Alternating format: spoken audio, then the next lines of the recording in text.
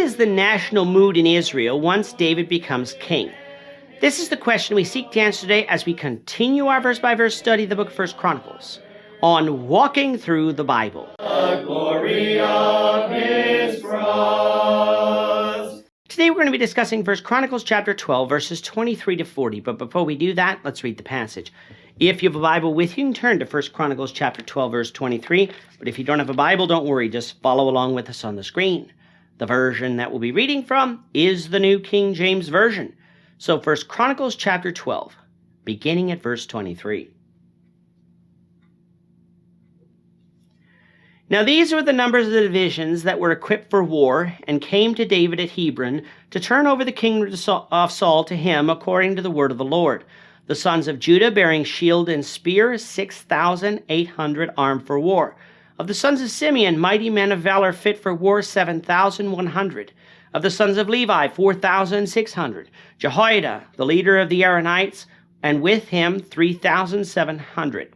Zadok, a young man, a valiant warrior, and from his father's house 22 captains. Of the sons of Benjamin, relatives of Saul, 3,000. Until then, the greatest part of them had remained loyal to the house of Saul. Of the sons of Ephraim, 20,800, mighty men of valor, famous men throughout their father's house. Of the half-tribe of Manasseh, 18,000, who were designated by name to come and make David king. Of the sons of Issachar, who had understanding of the times, to know what Israel ought to do, their chiefs were 200, and all their brethren were at their command. Of Zebulun, there were 50,000 who went out to battle, expert in war with all weapons of war, stout-hearted men who would keep ranks. Of Naphtali, 1,000 captains, and with them 37,000 with shield and spear. Of the Danites, who could keep battle formation, 28,600. Of Asher, those who could go out to war, able to keep battle formation, 40,000. Of the Reubenites and the Gadites and the half-tribe of Manasseh, from the other side of the Jordan, 120,000 armed for battle with every kind of weapon of war. All these men of war who could keep ranks came to Hebron with a loyal heart to make David king over all Israel, and all the rest of Israel were of one mind to make David king. And they were there with David 3 days, eating and drinking, for their brethren had prepared for them.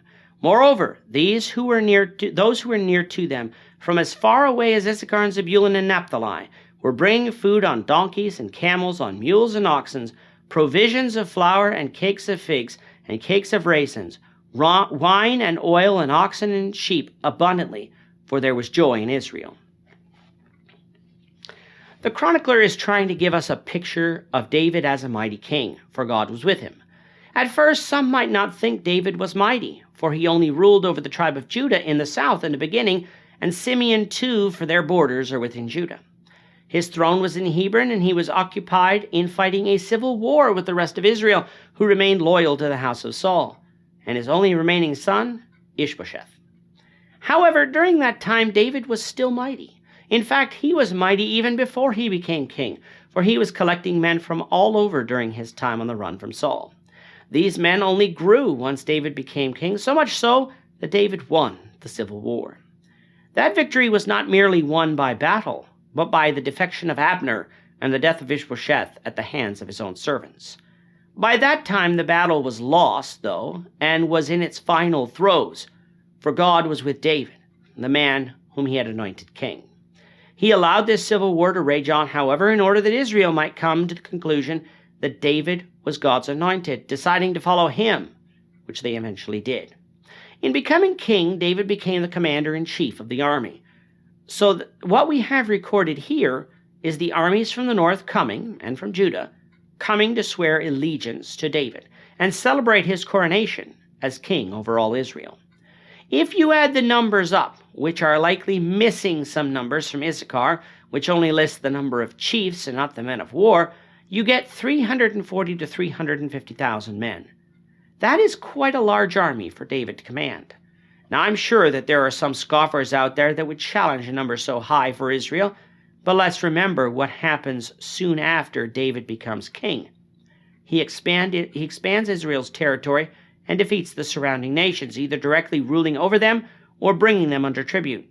Such was not going to happen with a small army, and so this number does make sense given the rest of the biblical narrative about the events of that time.